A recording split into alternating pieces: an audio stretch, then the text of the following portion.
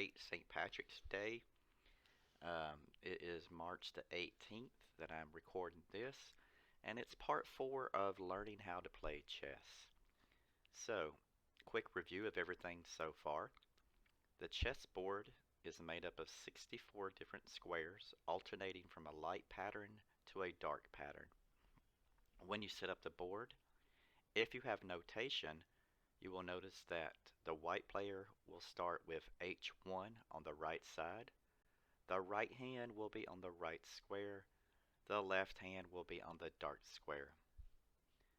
You will take turns. You and your opponent will take turns. You are only allowed one move per turn. Only one piece can make one move per turn. You will continue to play chess until the enemy king is in checkmate. What's going on, QA? Welcome to the stream. Thank you. We're doing a quick little tutorial before we begin today's activities. We're going to go over the knight and the bishop real fast.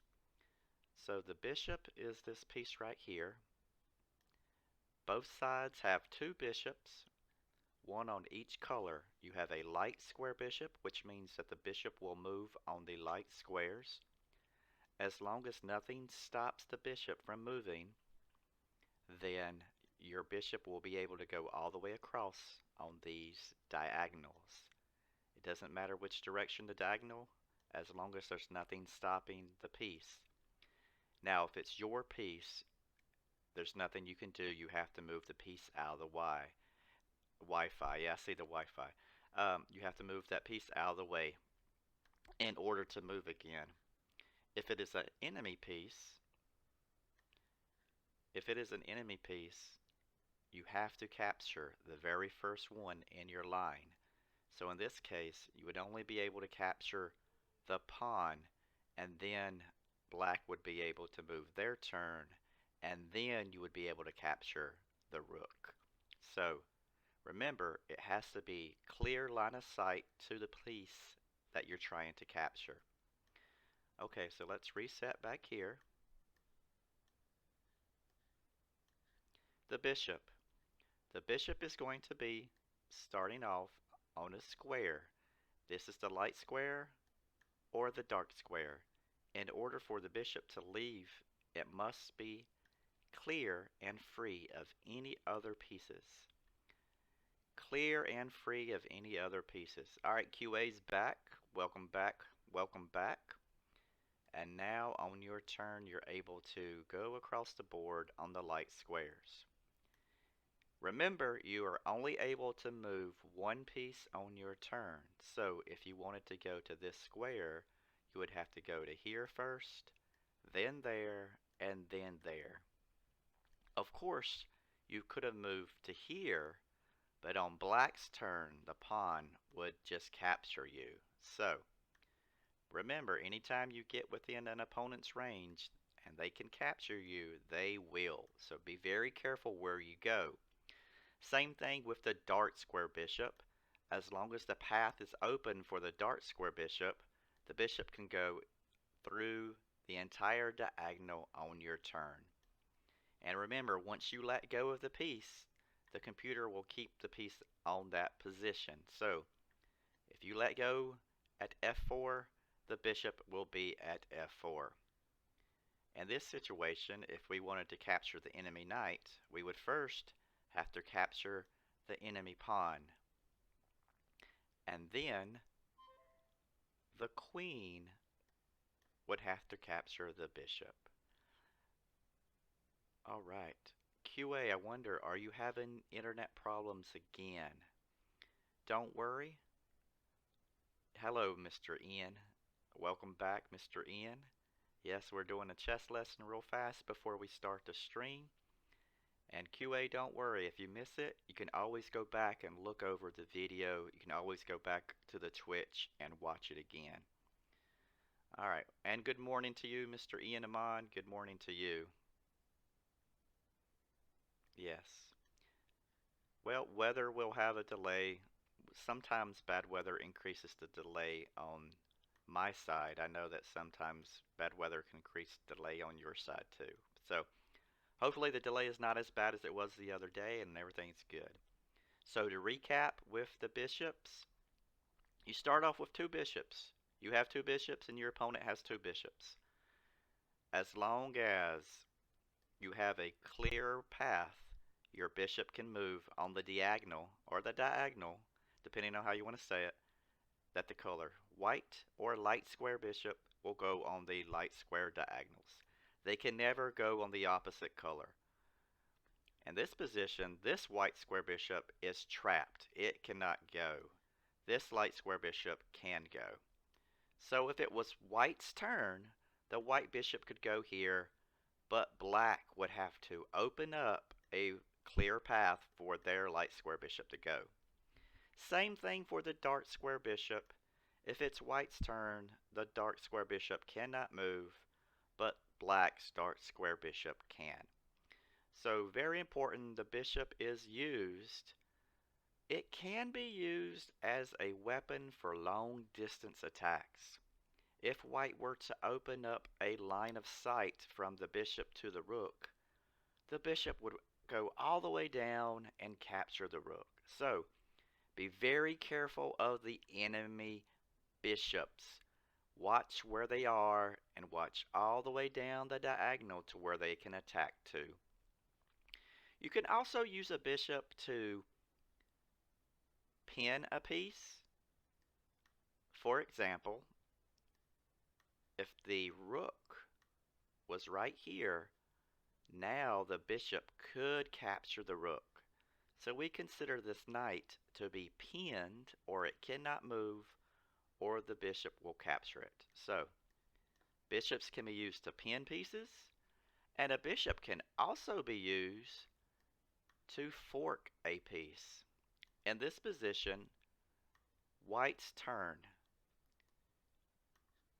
White could capture the rook, but if white goes here, now in this position, white has the ability to capture either piece.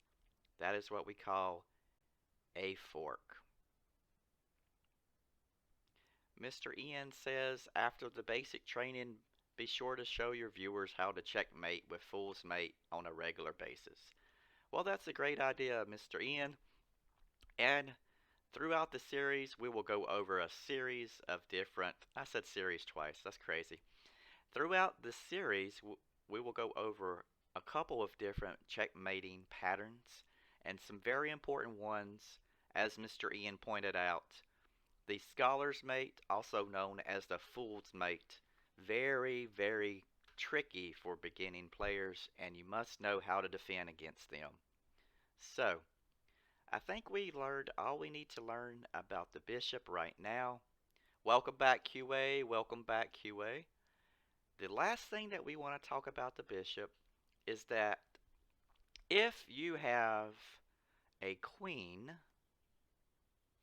and a bishop on the same diagonal, you increase the attacking capability of this bishop. You basically make it an unstoppable monster that requires sacrifice to take care of. So, if you can, pair your bishop up with your queen. Alright, and before we end today's lesson, we're going to talk about one more piece. Let's reset the board. We're going to talk about the knight. This is the knight. Now, some players call it a horse because it is a graphic representation of a horse. You could call it a horse if you want, but normal terminology, most chess books will call it a knight. And if you're talking about, in a formal setting, then it's usually called a knight. So, QA is saying after you eat the rook, you can move to c3. Always good to hear from the audience. Good suggestions all the time. We always like to hear from everybody. Getting back to the knight, real quick with the knight. The knight is special. You can think of it as the only one capable of jumping. It kind of makes sense. If you are a horse, then you're going to be able to jump over something. So, let's say we begin. The knight is behind pieces.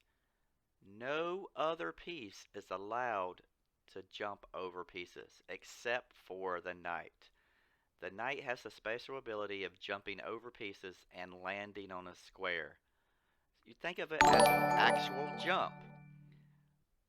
Tom, Andre Storm, what's going on? Appreciate you very much. Thank you for the follow. Yeah. We were just going over the knight. So, the knight is very special. It is the only one able to jump over the other pieces.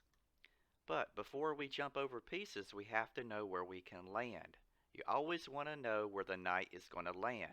So, let's clear the board and let's look at the knight by itself. The knight moves in a special pattern like an L. It can be a large L where you're going up 2 squares and over 1. You can go up with the L, or you can go down with the L, down 2 squares and over 1. And we can turn the L sideways. We can make a small little L and go over 2, or make a small little L and go over 2. As long as it's the L pattern, whenever we jump, we always land on a different color square. So if you are ever confused, just remember you always land on a different color square. And we capture the same way. If we want to capture with the knight, we can't capture all the way over here. We have to capture in our L pattern. Imagine you're on a horse and you're jumping up and landing on the piece. That's the best way to think about the knight. You're jumping up and landing on the piece. So remember your L pattern. You can use it in any direction, any way that you want to do it, as long as you're going and moving 1, 2, 3 squares. 1, 2, 3 squares. Starting on one color and landing on the other color. And the knight is especially dangerous because it is one of the most tricky ones. The trickiest character that you can find is the knight because of its ability to find forks really easy. The knight can fork 2 pieces really quickly. And especially when you're dealing with the king and the queen, the knight can be so dangerous. On your move, you can capture the most important piece, the attacking piece of the enemy, the queen, with a fork. So, be careful of the knights. They are experts at close combat. Be extremely careful of the knight. They are experts at close combat. And I think that's going to end our little quick tutorial on learning to play chess. We learned about the bishops. You have a light square and a dark square bishop. They travel on their diagonals as long as it's got a clear path. We learned about the knights and how they move in their L pattern, going up 2 and over 1, or down 1 and over 2. Masters of close combat, the master or expert at long range combat. So, keep in mind the point value of a knight is worth 3, and the point value of a bishop is worth 3. Both the same value, but they have different uses. And we have a question real fast. We have a question. Are mistaken? Or am I mistaken? Okay, Mr. Mistaken or Miss Mistaken, what is your question? We have a question in the stream. Gambits. Well, Gambits is going to be next week. Tomorrow we're going to finish with the rules of en passant, castling, and going over the Scholars and Fool's Mate. We have three things tomorrow, which is going to be the En Passant, Castling, and Scholar's Mate or Fool's Mate. And then Monday, we're going to start off with our Gambits. We're going to go over why a Gambit is a good idea and why some Gambits are not the best for beginners. And some Gambits are really fun and really exciting. So, thank you for the question. Friday, we have those three things that we're looking at. And then Monday, we're going to start with the Gambits. Always appreciate questions from everybody. All right, so this has been our beginning Learn to Play Chess